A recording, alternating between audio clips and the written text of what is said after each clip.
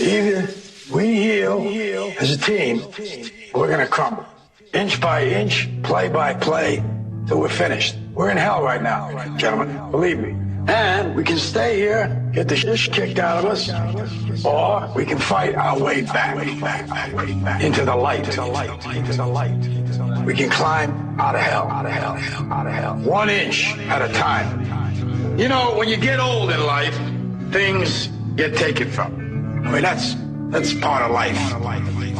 But you only learn that when you start losing stuff. You find out life's this game of inches. So is football. Because in either game, life or football, the margin for error is so small.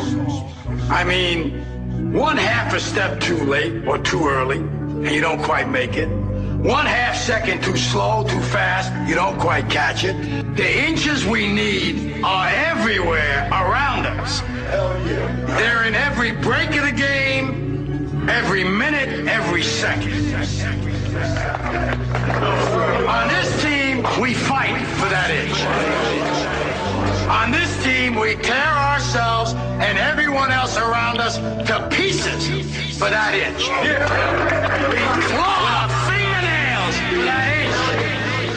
Because we know when we add up all those inches, that's going to make the fucking difference between winning and losing.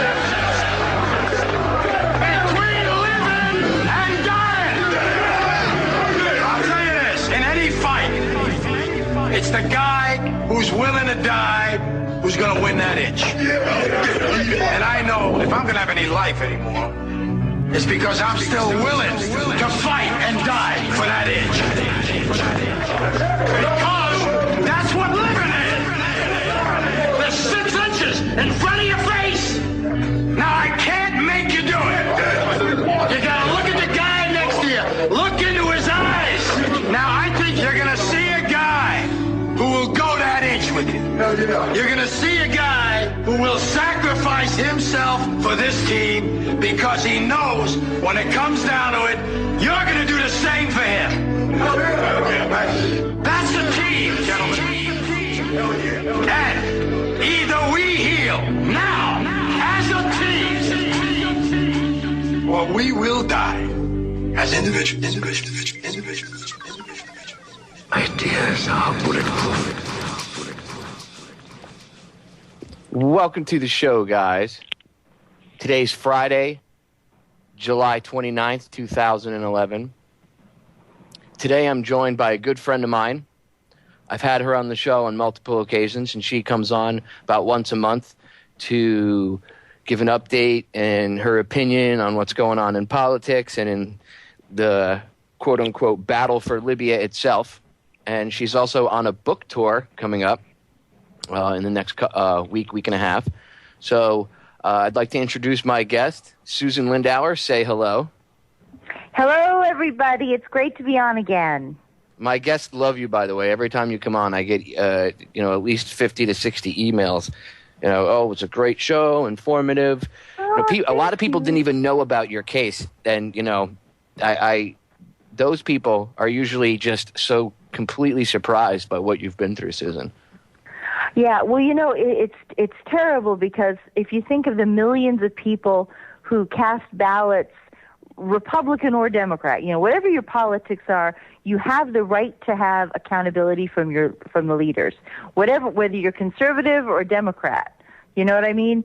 And people are really surprised that they have been so badly lied to. I think everybody knew that the lies were out there, but when they find out how big they are, they're shocked. It's pretty amazing when you hear your story and you hear the things you've been through, and then you have to figure out, you have to think to yourself, if you've been through it, what don't we know that others have been through? So when all these people come forward and say, oh my God, the government's been doing this, and people are like, oh, you're crazy. Look at what you went through. Your case is a perfect example of the lengths that they're willing to go through to cover up their lies and the deception. Well, it's interesting because there's some people who are starting to question whether I really went through this. I've had some really weird. I've started posting articles on the blogs now that I'm no longer under indictment. I can do that. And sometimes people respond and say, no, you were never under indictment on the Patriot Act. No, you were never held in prison for a year. I wrote an article about 9/11 last week, and somebody said that somebody had the temerity to suggest that I had actually been held in prison so that I could infiltrate the 9/11 truth movement. And I was like, what? Oh, yeah, now you're COINTELPRO. Now you're a shill. Yes. No, I'm a shill. I'm like, what the? I was like, you need to dilute that Kool-Aid. You're drinking too much of that Kool-Aid. Some people are just, they come up with the most outrageous things. I've had people tell me I was Republican funded, and I about fell out of my desk chair laughing when someone said that to me. Because I was like, first of all, I bash Republicans constantly. I don't buy into the whole left-right thing. I know the truth. Yeah. And B, funding, where the hell do I have funding? You know what I'm saying? Like, I wish I had funding. I know that feeling too. It's I'm like funded that by would myself. These people are out of their minds. Yep, you got that right. You sure do. I'm there with you, my friend. I just got your book, by the way, today in the mail. I went to the my P.O. box, and the book arrived. And for you people that don't know, Susan's going to give out where you can get her book, but you need to check her book out, Extreme Prejudice. I only got it literally 4 hours ago when I went to my P.O. box, and I can tell you I've thumbed through it. I spent about an hour before the show tonight thumbing through it. And I already know Susan. Susan is a friend of mine, but I already, I know what she went through. But to read it on paper, it's like a Tom Clancy novel. And I just skimmed through it, and it was, I was having an anxiety attack reading it. So I really urge. It's like they didn't do this. Tell me they didn't tell us they really didn't do this to you. Yep, I was like, oh my God. Did. And I know what you went through because I've had conversations with you off air, for hours. But this is just ridiculous. Like, once you get the chance to read it, and people, what happened to her can happen to you because she was, close to the inside. And like, as I said before, the government uses, especially the CIA, relatives of people that are in the White House or people that are serving on the White House staff. A lot of times once they've been vetted, usually that's why you see these family members as, assets. You yourself, your cousin's Andy Card, he was Bush's chief of staff, before 9/11 and on 9/11. So yeah, he was deputy chief of staff to George Bush Sr. as well. And look what they did. And they knew that. And look what they did to you. They sent you up the river without a blinking, without batting their eyes. They were like, well, she's got to go because she, it goes against our whole lie of, weapons of mass destruction. Ooh, the boogeyman. Well, and also the terrorism lies. I mean, the fraud about 9/11, the fraud about the 9/11 investigation. I mean, their performance on terrorism is nothing like what they've pretended it is. The government really did abuse, in my opinion. This is my opinion.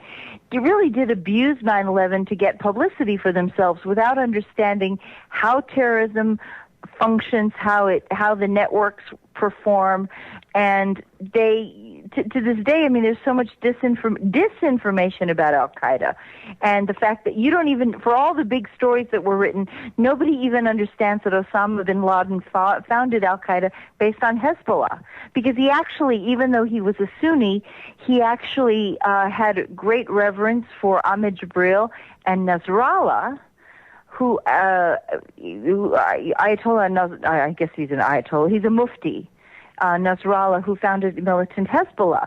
So Al-Qaeda is actually based on those militant Islamic Shiite organizations. And you don't even know that.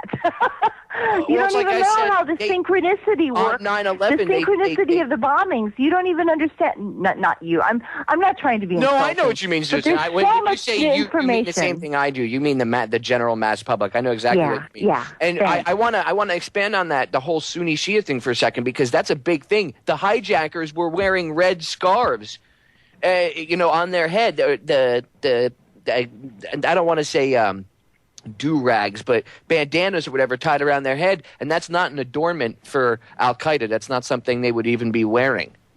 So Yeah. it goes to show you that and you have to remember the Bush people didn't know the difference when we invaded Iraq between Sunni and Shia. So how are they supposed to know the you think the same people maybe wrote up the official quote unquote party line? Don't you think it was the same thing? Yeah, and the facts are that I really one of the things break, Susan. Okay. So what I'm going to do is I'm going to have you hold your point right there because I don't want you to lose your train of thought. Okay. And, we can pick it up on the other side of the break. Do you have a website that I can tell everybody to listen to? ExtremePrejudiceUSA.wordpress.com, and I'll be in Seattle, Portland, and San Francisco next week. There you go, guys. Check her out. We'll be right back. They plot, they fun, they act, it's real. They watch, they hunt, they punish and kill.